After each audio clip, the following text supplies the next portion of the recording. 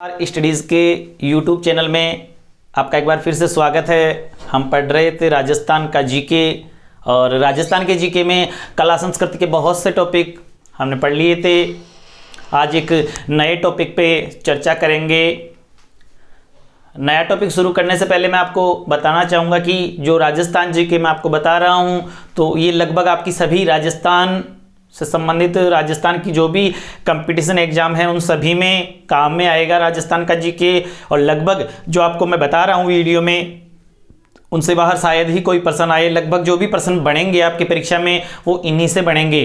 तो ज़्यादा से ज़्यादा अच्छी तैयारी करने के लिए इस चैनल को आप सब्सक्राइब कीजिए और आपके जो दोस्त हैं और जानने वाले हैं उनके पास भी इसका लिंक भेजिए, शेयर कीजिए ताकि वो भी सब्सक्राइब कर सके और सब्सक्राइब करके इसका लाभ उठा सके ताकि ज़्यादा से ज़्यादा राजस्थान का जीके वो पढ़ सके। और राजस्थान के जीके में कला संस्कृति के बहुत सारे टॉपिक हमने पढ़ लिए थे।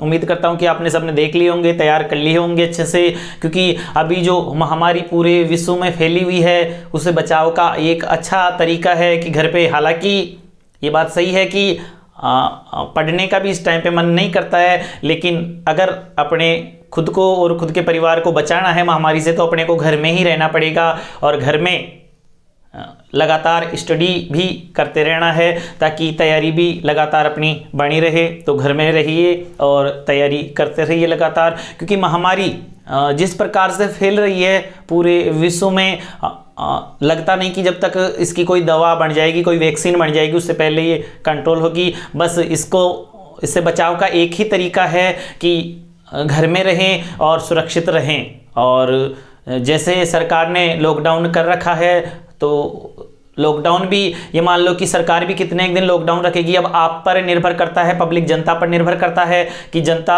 खुद अपने घरों में रहे। क्योंकि सरकार ये तो है नहीं कि आपके सबके घर आ करके सरकार बैठ जाएगी, जगह जगह आपके जो पुलिस कांस्टेबल पुलिस वाले हैं उनको तैनात करेंगे, ऐसा नहीं हो सकता। पुलिस वाले अपनी कितनी जिम्मेदारी, बहुत जितनी हो सकती है उससे कहीं ज़्यादा वो अपनी जिम्मेदारी निभा रहे हैं, लेकिन उसके बावजूद भी जो पब्लिक है वो बिना कहे घरों से बाहर जा रही है। तो इसका आपको खुद को बचाव करना है, आपको खुद को अपने घरों में रहना, अत्यंत आवश्यक काम हो तो ही घर से बाहर निकलना है, नहीं तो घर से बाहर नहीं निकलना है। और जो भी पढ़ने वाले स्टूडेंट हैं उनको अपनी पढ़ाई करते रहना है। और आज हम अपना जिस टॉपिक पे चर्चा करेंगे वो अपना टॉपिक है राजस्थान का खान पान। खान पान टॉपिक की बात आ गई तो खान पान से मैं आपको बता दूं कि कोरोना से बचने का ये भी एक बहुत अच्छा तरीका है। यानी आप अपने घर पे ही बैठे बैठे अच्छी अच्छी डिश बना सकते हैं और उनका आनंद ले सकते हैं खाने का, लेकिन घर से बाहर मत जाइए। पढ़ाई कीजिए, कुछ डिश बनाइए या कुछ भी कीजिए, लेकिन घर से बाहर मत निकलिए। और जब भी किसी अर्जेंट काम से घर से बाहर जाके आते हो तो घर पहुंचते ही पहले स्नान करना जरूरी है, हाथों को अच्छे से धोना है और अगर हो सके तो आप स्नान भी कर सकते हो, नहा सकते हो, उसके बाद ही घर के अंदर प्रवेश करें। शुरू करते हैं अपना आज का टॉपिक खान पान। खान पान ज़्यादा बड़ा टॉपिक नहीं है, छोटा सा टॉपिक है। कभी कभार इसमें से प्रश्न परीक्षा में पूछ लिया जाता है, ज़्यादातर प्रश्न नहीं आता, लेकिन कभी कभार कुछ प्रश्न हैं जो परीक्षा में इस टॉपिक से संबंधित पूछ लिए जाते हैं, उनके बारे में। खान पान वैसे आप जानते हो बहुत सारा क्या क्या चीज़ें अपने राजस्थान में है, कौन कौन सी चीज़ खाई जाती है, कौन सी प्रसिद्ध है। बहुत सारी चीज़ें हैं राजस्थान में, बहुत सारे पकवान बनाए जाते हैं, लेकिन कुछ जो परीक्षा में अक्सर पूछे जाते हैं उनके बारे में मैं आज इस वीडियो में आपको बताऊँगा। तो परीक्षा में जो पूछे जाते हैं उनसे संबंधित आप एक तो याद रखना सिरावण।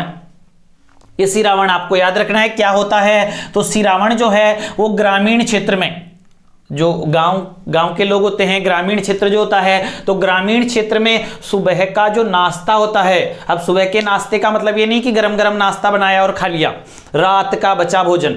सुबह के नाश्ते में जो रात का बचा भोजन खाया जाता है उसको बोलते हैं सिरावण। यानी ग्रामीण क्षेत्र में सुबह का नाश्ता जिसमें रात का बचा हुआ भोजन खाया जाता है उसको क्या बोलते हैं, सिरावण बोलते हैं। जैसे ग्रामीण क्षेत्र में सुबह रात्रि की जो रोटी और दही के साथ में खा लेते हैं तो दही रोटी जो खाते हैं वही क्या कहलाता है, सिरावण कहलाता है। यानी सुबह का नाश्ता जिसमें रात का बचा भोजन खाया जाता है वो कहलाता है सिरावण।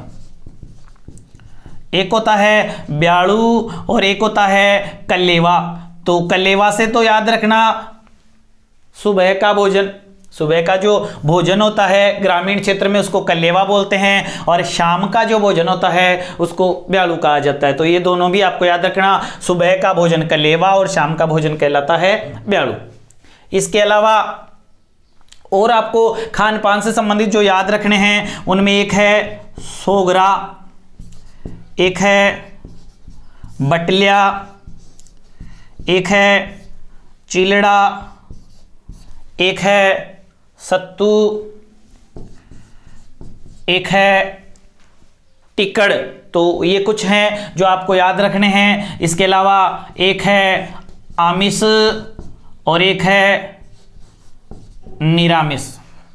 आमिष और निरामिष को याद रखना क्योंकि इनसे संबंधित परीक्षा में प्रश्न आ चुका है।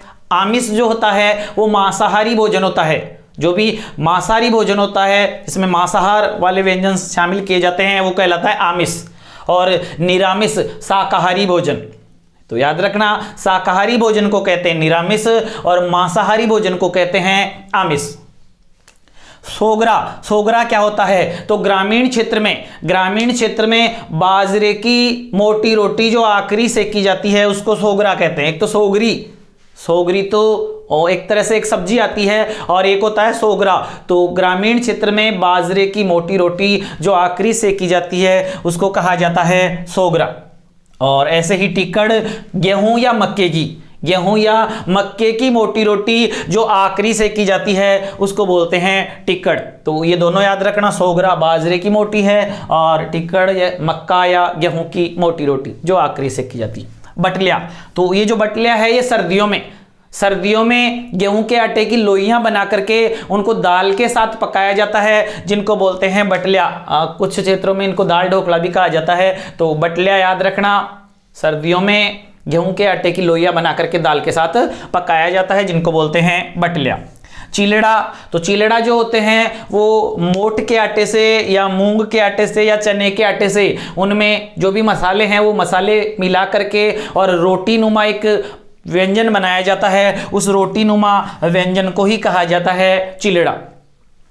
सत्तू की अगर हम बात करें तो सिके हुए जौ, धानी जिसको बोलते हैं, सिके हुए जो जौ होते हैं, सिके हुए जौ के आटे को पानी और चीनी के साथ मिला करके जो शरबत नुमा व्यंजन बनाया जाता है उसको बोलते हैं सत्तू। तो सिके हुए जौ के आटे को पानी और चीनी के साथ मिला करके जो शरबत नुमा व्यंजन बनाया जाता है उसको बोलते हैं सत्तू। तो ये सारे के सारे आपको याद रखने हैं, इनसे संबंधित परीक्षा में पूछे जा सकते हैं प्रश्न। सिरावण वाला अच्छे से याद रखना, ग्रामीण क्षेत्र में सुबह का नाश्ता जिसमें रात का बचा हुआ भोजन खाया जाता है वो होता है सिरावण।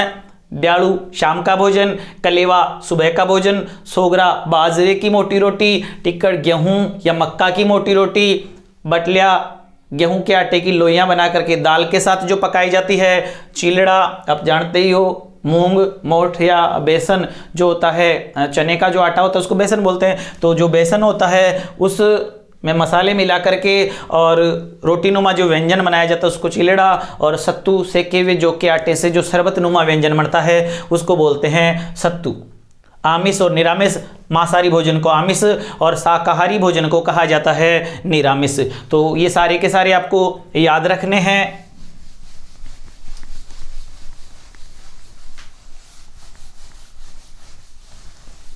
इसके अलावा कुछ विशेष स्थान की विशेष चीजें भी प्रसिद्ध है जो आपको याद रखनी है। कौन से स्थान की कौन सी, क्योंकि परीक्षा में इनसे संबंधित भी बहुत बार पूछा गया कि कौन सी चीज कहाँ की प्रसिद्ध है। जैसे मैं कुछ बता देता हूं आपको। एक तो रसगुल्ले, तो रसगुल्लों के लिए याद रखना बीकानेर। रसगुल्ले कहाँ के प्रसिद्ध हैं? तो बीकानेर के प्रसिद्ध हैं। इसके अलावा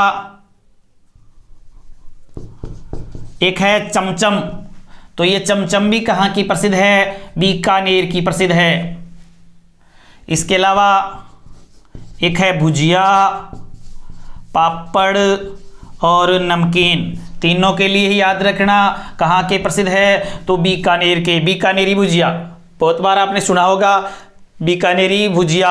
ये जो भुजिया हैं ये विशेष रूप से प्रसिद्ध हैं बीकानेर के। और इसका ये प्रश्न पूछा जाता है कि महाराजा डूंगरा सिंह जो थे, बीकानेर के महाराजा डूंगरा सिंह, उनके समय एक स्वादिष्ट नाश्ता बनाया गया था, वो कौन सा था? तो नाश्ता क्या था? बीकानेरी भुजिया ही था, बीकानेरी भुजिया। तो कोई राजा से संबंधित प्रश्न पूछ ले कि उनके समय स्वादिष्ट नाश्ता, तो ये जो भुजिया था ये बीकानेर का प्रसिद्ध है, जो डूंगरा सिंह के समय बनाया गया था। तो इसको भी आपको याद रखना है। तो ये सारे के सारे बीकानेर के रसगुल्ले, चमचम, भुजिया, पापड़, नमकीन सारे के सारे प्रसिद्ध कहाँ के? बीकानेर के। वैसे तो बनते तो हर जगह हैं, आप भी अपने घरों में बना सकते हैं, लेकिन वहाँ के सर्वाधिक प्रसिद्ध हैं। ऐसे ही आपको याद रखना है, एक तो कचौरी और एक आता है कचौरा। तो ये जो कचौरी है ये तो प्रसिद्ध है कोटा की, और जो कचौरा है ये प्रसिद्ध है नसीराबाद का। नसीराबाद का कचौरी बिल्कुल छोटी छोटी आती है कचौरी, अपने यहाँ जो और हर दुकान पे मिल जाती है वो वाली नहीं। कोटा की कचौरी अपनी स्पेशल विशेष क्वालिटी के लिए प्रसिद्ध मानी जाती है कचौरी, क्योंकि बिल्कुल छोटा सा आकार आता है उसका, लेकिन कई दिनों तक वो खराब नहीं होती है। 10-15 दिन बाद में भी उसको खाएंगे तो वो खराब नहीं होती है कचौरी। तो कहाँ की प्रसिद्ध है? कोटा की प्रसिद्ध है, और कचौरा नसीराबाद का प्रसिद्ध है। इसके अलावा एक आती है मावा की कचौरी। मावा की कचौरी अगर आ जाए तो ये प्रसिद्ध है जोधपुर की, जोधपुर की प्रसिद्ध है। एक है दूध के लड्डू, दूध के लड्डू, दूध के लड्डू जो हैं वो भी कहाँ के प्रसिद्ध हैं? जोधपुर के प्रसिद्ध हैं। मावा की कचौरी जोधपुर की, और दूध के लड्डू भी कहाँ के प्रसिद्ध हैं? जोधपुर के। कचौरी कोटा की, और कचौरा जो है वो नसीराबाद का प्रसिद्ध है। इसके अलावा सत्तू जो अभी आपको मैंने बताया था, सत्तू वो प्रसिद्ध है खाटू श्याम जी। रींगस के पास में सीकर जिले में खाटू श्याम जी का प्रसिद्ध मंदिर है। पूछा जाता है कई बार परीक्षा में, खाटू श्याम जी का मंदिर कौन से जिले में है? तो सीकर जिले में है, और खाटू श्याम जी का ही प्रसिद्ध है सत्तू। इसके अलावा एक याद रखना, गुड़धानी। गुड़धानी कहाँ की प्रसिद्ध है? तो जयपुर की प्रसिद्ध है गुड़धानी। एक आता है फेणी। फेणी कहाँ की प्रसिद्ध है? तो ये फेणी भी जयपुर की प्रसिद्ध है। सांभर, सांभर जयपुर की प्रसिद्ध है फेणी। इसके अलावा एक है घेवर, और ये घेवर जो हैं ये भी कहाँ के प्रसिद्ध हैं? जयपुर के प्रसिद्ध हैं घेवर। और घेवर कब आते हैं? तो सिंजारे के समय। सिंजारा, सिंजारा एक साल में 2 बार आता है, गणगौर से 1 दिन पहले और तीज से 1 दिन पहले, यानी चैत्र शुक्ल द्वितीया और श्रावण शुक्ल द्वितीया को सिंजारा आता है, और सिंजारे पर घेवर। तो घेवर याद रखना कहाँ के प्रसिद्ध हैं? जयपुर के। फेणी भी जयपुर की, गुड़धानी भी जयपुर की। इसके अलावा एक है खीर मालपुए। ये खीर मालपुए भी कहाँ के प्रसिद्ध हैं? जयपुर के प्रसिद्ध हैं खीर मालपुए। तो ये सारे के सारे याद रखना, जयपुर की कौन कौन सी चीज़ें प्रसिद्ध है, इनके बारे में परीक्षा में पूछ लिया जाता है। इसके अलावा एक है तिलपट्टी। तिलपट्टी ये कहाँ की प्रसिद्ध है? तो अजमेर की प्रसिद्ध है तिलपट्टी, अजमेर की। एक है सोन पपड़ी। सोन पपड़ी कहाँ की प्रसिद्ध है? तो ये सोन पपड़ी भी अजमेर की प्रसिद्ध है। एक है जलेबी। तो जलेबी भी कहाँ की प्रसिद्ध है? अजमेर की प्रसिद्ध है। एक है मावे के मालपुए। मावे के जो मालपुए हैं वो भी अजमेर के प्रसिद्ध है। तो ये अजमेर के याद रखना, तिलपट्टी अजमेर, सोन पपड़ी जो है वो भी अजमेर, जलेबी अजमेर, और मावे के मालपुए अजमेर। ये जो तिलपट्टी है ये अजमेर में एक स्थान है ब्यावर, ब्यावर अजमेर, जहां पर होली के समय भरता है बादशाह का मेला। ब्यावर अजमेर का बादशाह का मेला। पूछा जाता है कि बादशाह का मेला राजस्थान में कहां भरता है? ब्यावर अजमेर। तो वहां की ब्यावर की प्रसिद्ध है ये तिलपट्टी। तो ये सारी चीजें याद रखना, अजमेर की प्रसिद्ध है। इसके अलावा और भी बहुत सारी चीजें हैं राजस्थान की, जैसे केर सांगरी। केर सांगरी की सब्जी, केर सांगरी की जो सब्जी है वो प्रसिद्ध है शेखावाटी क्षेत्र। शेखावाटी क्षेत्र की प्रसिद्ध है केर सांगरी की सब्जी। और केर सांगरी से ही मेरे को एक और सब्जी याद आ गई, पंचकूटा। राजस्थान में, पश्चिमी राजस्थान में विशेष रूप से प्रसिद्ध है पंचकूटा। पंचकूटा क्या होता है? पंचकूटा तो इसको याद रखना, पंचकूटा को, पंचकूटा 5 चीजों का मिश्रण होता है। 5 चीजों का मिश्रण, केर सांगरी काचरी, केर सांगरी काचरी गुंदा, गुंदा बोलते हैं लेसवे को। तो केर सांगरी काचरी लेसवे और कुमट, कुमट, इन 5 चीजों को मिलाकर के एक स्वादिष्ट सब्जी बनाई जाती है पश्चिमी राजस्थान में, जिसको बोला जाता है पंचकूटा। कुमट, कुमट का पेड़ होता है। और जो कुमट के सर्वाधिक पेड़ हैं अपने राजस्थान में वो सिवाना, बाड़मेर। बाड़मेर में जो सिवाना का किला है, सिवाना का जो किला है वो हल्देश्वर पहाड़ी पर स्थित है। और वो जो हल्देश्वर पहाड़ी है वहां पर बहुत सारे पेड़ लगे हुए हैं, कुमट के पेड़। सिवाना के किले के पास में बहुत सारे कुमट के पेड़ हैं। इस कारण से सिवाना के किले को कुमट दुर्ग के नाम से, कुमट दुर्ग के नाम से भी जानते हैं। तो पंचकूटा याद रखना, केर, सांगरी, काचरी, गुंदा और कुमट, इनको मिला करके बनाया जाता है पंचकूटा। केर सांगरी, केर सांगरी कहाँ की प्रसिद्ध है? तो शेखावाटी क्षेत्र की प्रसिद्ध है केर सांगरी। इसके अलावा आपको याद रखना है मावे की मिठाई, मावे की मिठाई अगर पूछ ले तो वो अलवर की, मावे की मिठाई अगर आपसे पूछ ले तो वो अलवर की प्रसिद्ध है। इसके अलावा पेड़े, पेड़े अगर पूछ ले तो वो सरदार शहर चूरू, सरदार शहर चूरू के प्रसिद्ध है पेड़े। और मावे की मिठाई अगर पूछ ले तो अलवर की प्रसिद्ध है मावे की मिठाई। एक आता है मावा बाटी, मावा बाटी अगर आपसे पूछ ले तो डूंगरपुर बांसवाड़ा, डूंगरपुर बांसवाड़ा की प्रसिद्ध है मावा बाटी, मावा बाटी। एक आता मक्खन बड़ा, मक्खन बड़ा जो है वो प्रसिद्ध है दौसा का, मक्खन बड़ा कहाँ का? दौसा का प्रसिद्ध है। तो ये राजस्थान के कुछ मुख्य पकवान थे जो मैंने आपको बताए हैं, जिनसे संबंधित परीक्षा में अक्सर प्रश्न पूछ लिया जाता है। तो ये सारे के सारे आपको याद रखने हैं और अच्छे से याद रखने हैं। लगातार बने रहिए इस चैनल पे, क्योंकि मैं आपको राजस्थान का संपूर्ण जीके इस चैनल के माध्यम से करवाऊंगा। और पूरा राजस्थान जीके तैयार होने के बाद में आपको नहीं लगेगा कि आपका कुछ भी राजस्थान जीके में गलत हो सकता है। तो अच्छे से तैयार करते रहिए राजस्थान का जीके। धन्यवाद।